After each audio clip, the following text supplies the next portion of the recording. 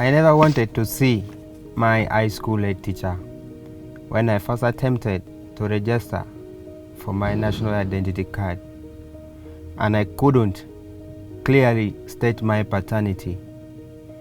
He said that one's parent is coin. He thought that was funny.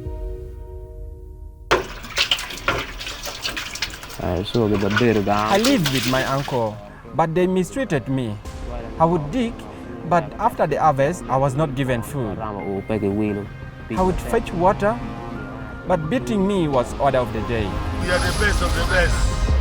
No problem. This is my brother, Spain. The two boys you've just watched clearly live in two different worlds. One, a semi-educated young man. Another one, wasted and living on the streets. But there is a commonality. Both are children born of war and living on the streets of northern Uganda's Gulu city. They are a representation of a bigger group facing similar challenges. Some of them were rejected when they came because they saw these young, innocent angels as rebels. Interestingly, the rejected children born of the Lord's Resistance Army war are now becoming parents themselves. Is it worth a worry? Is northern Uganda paying attention? Is this a ticking time bomb? It's a challenge. It's a big problem. I had to lie to be a citizen of Uganda.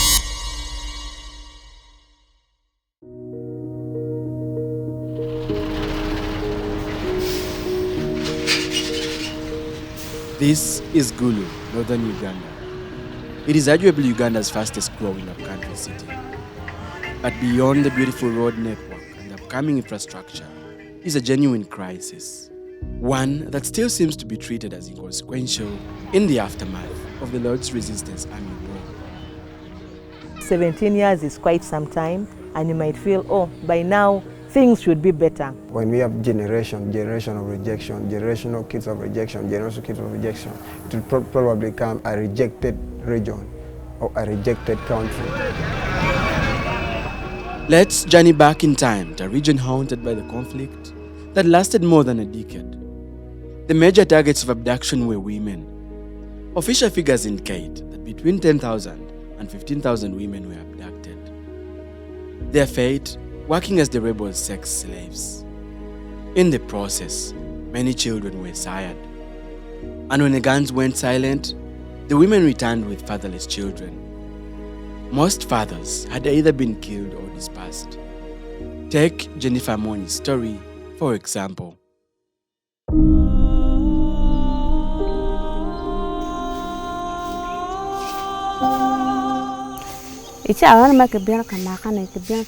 While abducting me, they asked if I am among Jennifer. I said no. They insisted. I said no, I am not.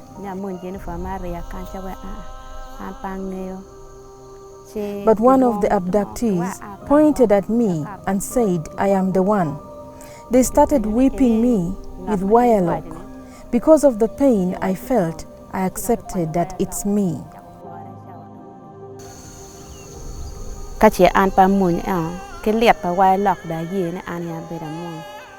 was given luggage to carry and move with them. This boy is my son, whose father died when I was 3 months pregnant. He was killed on the front line. I gave birth and took care of him until I returned home.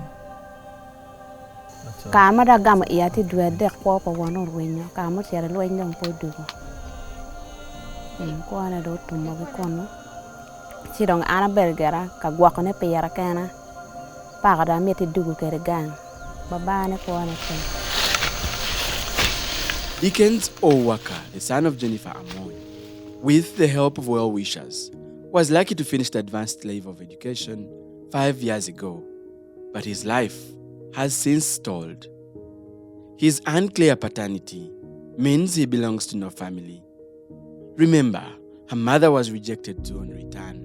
I keep on thinking about my father's background because I want to know there, and at least I get some piece of land for myself and for my forthcoming partner and we stay. Because here, my mom is the one who bought it and it's hers. I can't marry a wife in our land. Owaka was lucky he made it to school. But the most struggling group of the children born of war is on the streets.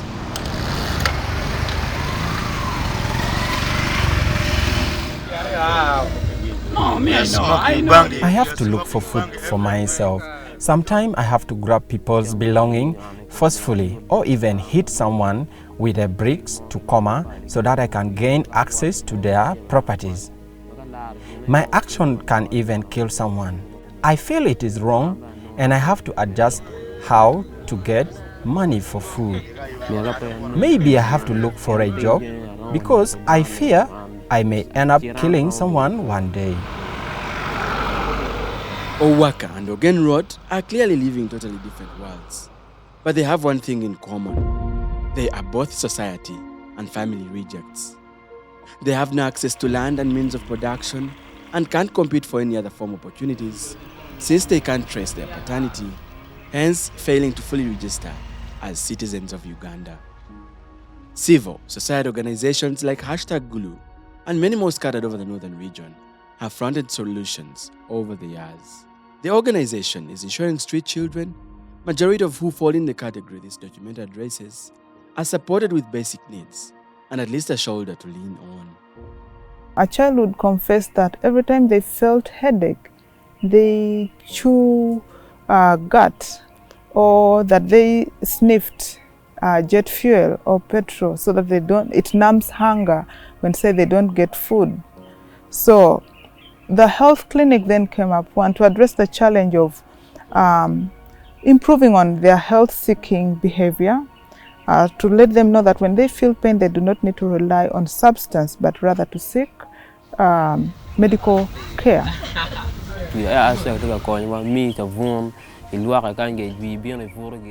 They give us bathing soap and where to sleep. They also give us treatment and diagnosis in case we are sick. I speak to Stephen Onek, who deals with Ogenrod and colleagues daily on behalf of #Gulu. He has since become a father figure to them. How are they able to trust you with their lives?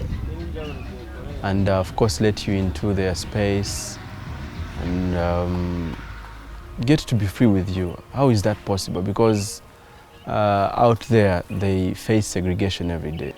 We had to go as far as leaving our comfort zones to stay with them in an enclosed shelter, like like a school.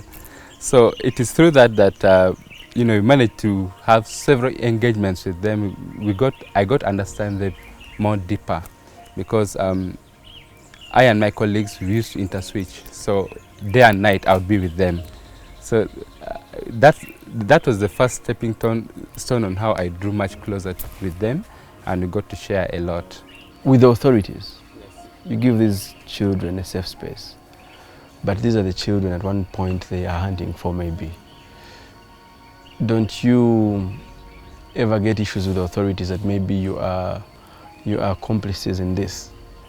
We have had several forth and backward movements with the security, with the community, with the host community, because this vulnerable population that we work with have always been stigmatized, have always been finger pointed at, and even we ourselves, we as staffs, we have had incidences whereby they look at us as people who are trying to support crime and support them to stay on the street other than be reintegrated back into their communities or into their homes. So one of the things we have done is that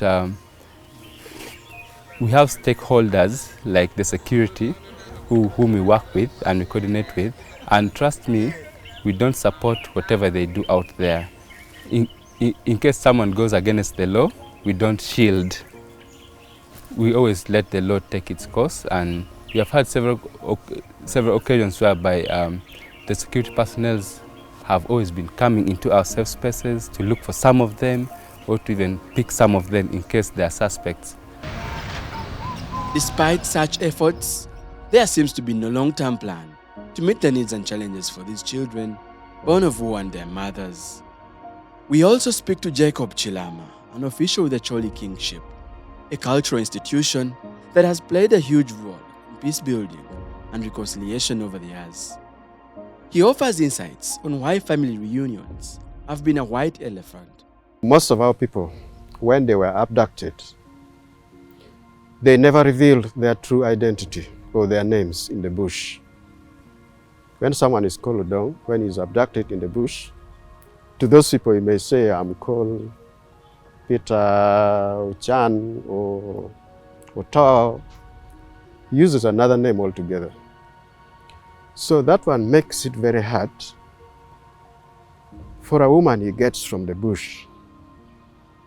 When that woman comes back and the husband dies or the husband remains in the bush, to trace from the village that Mr. Chan comes from here. She may be knowing that the husband comes from this area. But when you come to the area, you find that people are so green about that name in the area. The National Identification and Registration Authority insists that children whose maternity lineage is clear can be registered, but admits that those whose parentage can be traced face insurmountable hurdles. These persons are captured, yes, although it takes longer. Yeah, like getting the CID report and the report from probably UPDF. That this is the people we brought back this time and these can't be identified. So yeah, it takes a bit longer, but they can be helped in the end. The parents can testify that yes, I gave birth in Garamba Forest. Yeah? Or I gave birth in Sudan. The law as it stands does not give us the right to give that person a birth certificate. Yeah? And you know, it is quite challenging for the government of Sudan or the government of Congo or Central Africa, wherever they were born from, to issue them the same document. These children are now becoming parents. As a poorly parented group, there is little expectation that they can excel at parenting too.